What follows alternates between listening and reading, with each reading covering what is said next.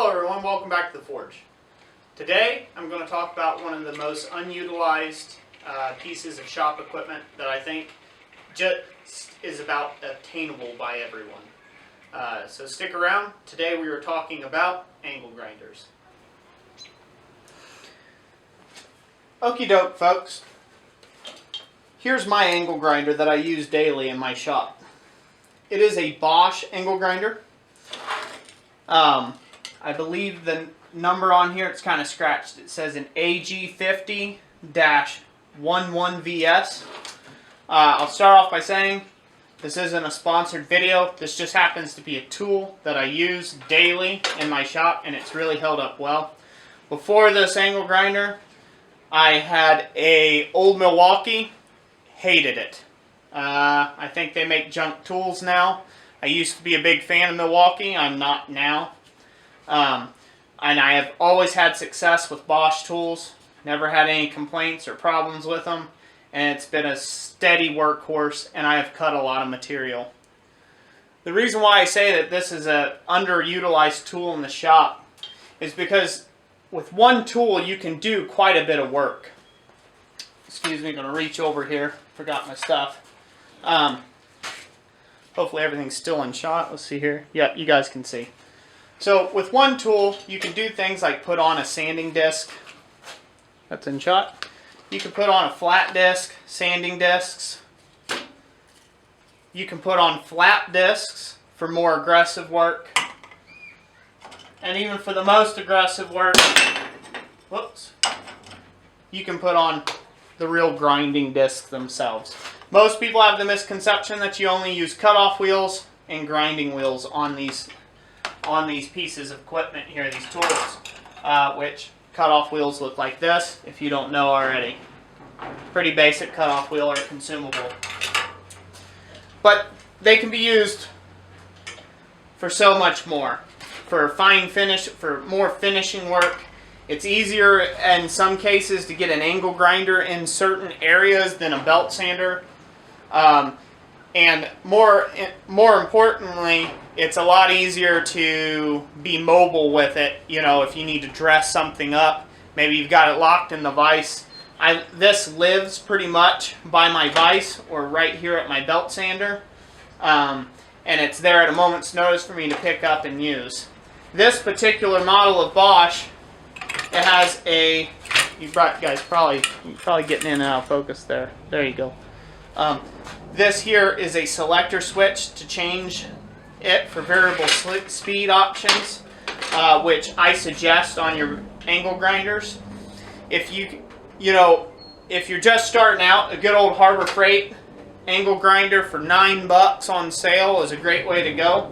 I personally, when I first started, they last me about 2 years, and then when I started kicking it up into full time, doing it for a living, they only lasted for about 6 months. So I went ahead and spent out the extra buck. I believe I paid $140 for this angle grinder, and you'll say, wow, that's a lot. But I was just using it so gosh darn much, it made it worth it. If you don't use an angle grinder a lot, a $9 angle grinder will do you just fine. So one of the advantages and why I say it's an unused piece of, most underutilized piece of equipment there is you can make cuts on stuff that's this thin, and you can move up. And if you excuse me for a second, I'll pull it up here. You can make cuts on stuff clear up to that size right there. I believe that's like 2 1/4 inch square stock, and that was using the angle grinder to cut that off. So that's a pretty big chunk of steel. So this is a really handy tool, not only in a professional setup, but for your first beginning forge when you're getting your tooling set up and you're trying to make that, you're grappling with the concept, what should I buy for an angle grinder? Or what should I buy for tooling? What should I buy for tooling? Should I get a bandsaw? Should I get a big chop saw? Well, I want to do hammers one day. well, I better get me a big chop saw. It's not needed.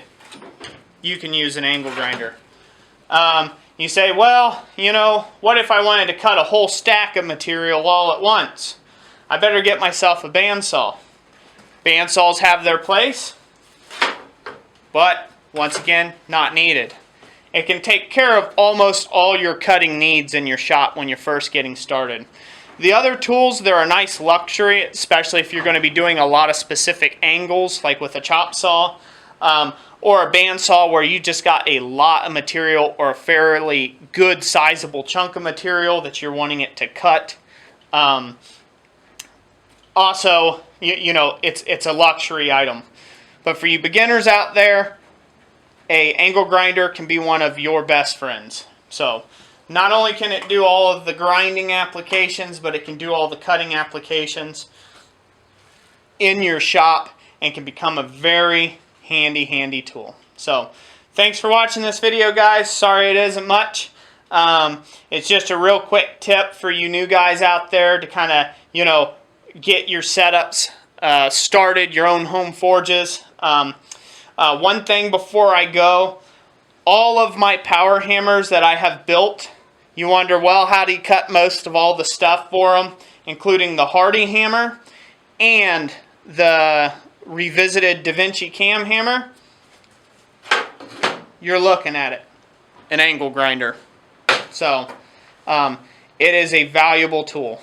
So with the Hardy hammer, it's just as simply as using the, you know, I use the angle grinder. You got to have a drill press, obviously, a tap set, and a welder and a base knowledge of welding, all of which can be acquired fairly economically. So anyways, guys, hope this helps. And, you know, that just is to give you an example of what can be done with simple tooling. Hopefully that inspires you guys and gets you to feel a little better. Maybe, you know, you're feeling a little intimidated about all the costs to get set up in blacksmithing. Let that be a lesson to you. I use simple tooling every day. Thanks for watching. Give it a thumbs up if you liked it. Thumbs down if you didn't. Leave me a comment in the comment section of what you thought of the video. Thank you all. God bless.